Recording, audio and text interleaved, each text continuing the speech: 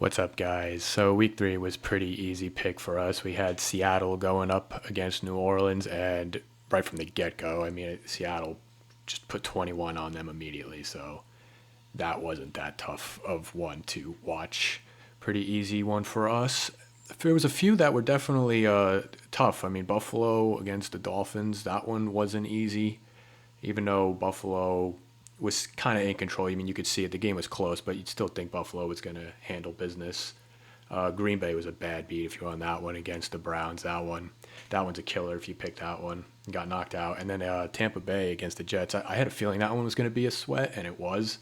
But even, in today's NFL, when you score with under 2 minutes to go and you're only up 3 points or less, it's almost like a shoe-in because now they're getting the ball at the 35-yard line almost every time, and all I have to do is go 20 yards. Tampa Bay went further than that, but it's kind of crazy with these new NFL rules what they're doing. But yeah, that was a pretty easy week for us in week 3.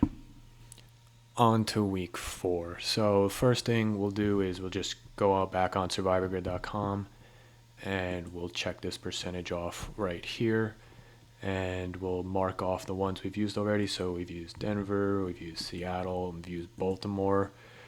Pretty easy going so far. I mean, Denver in the first game was a little worrisome, but really nothing too bad, unlike maybe some of your picks so far. So let's just take a look here. We got an estimation about 24% going on Detroit against Cleveland, considering Detroit beat Baltimore in Baltimore. I could see why that's a good pick. But Cleveland giving the Packers a run for their money is a little scary. I mean, 10-point spread, that's a big spread. So I think that one should be pretty good. Detroit's looking like they're getting into gear here. Buffalo against New Orleans, I mean, the Saints they are really, really bad. That is, they might be the worst team in the league. So I think Buffalo could be definitely a safe pick. I mean, 15.5-point spread is crazy. That is a massive spread in the NFL. That might be the biggest spread of the year right there, honestly. Then we go on to the Giants. The Giants, once again, look bad. Dable's starting to feel the heat for sure.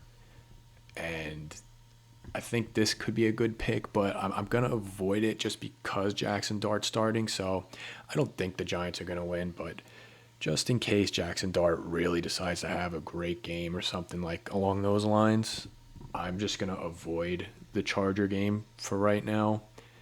I think normally if Russell Wilson was starting, this could have been a very good pick for the week, but just to be on the safe side, we're going to see how Jackson Dart plays before we pick against the Giants. Then we'll look at this next one, Houston, Tennessee. Once again, Cam Ward hasn't looked particularly great so far.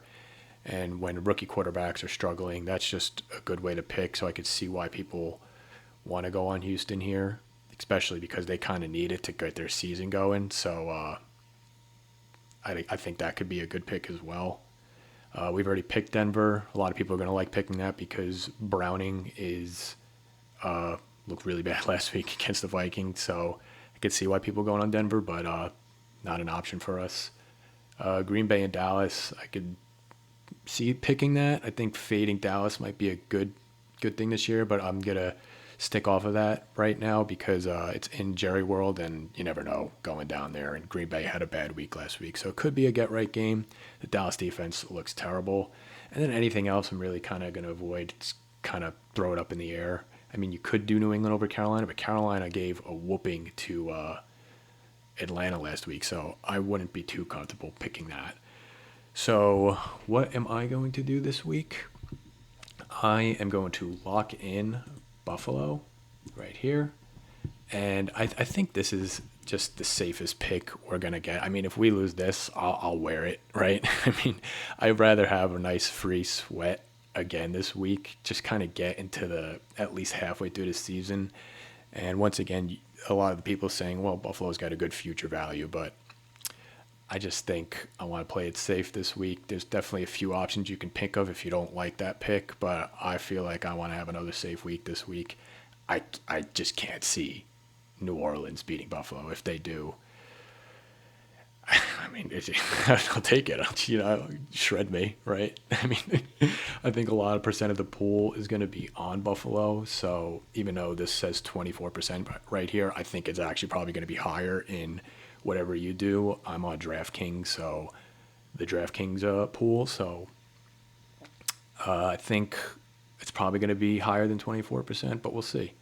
But I think Buffalo's a safe pick this week. Hopefully, we will be here for week 5. If we aren't, I don't know if you'll ever hear a word from me again. But with that, guys, tell me what you're doing, what you're picking, if you like this pick, and then like, comment, and subscribe. And we'll see you next week for week 5.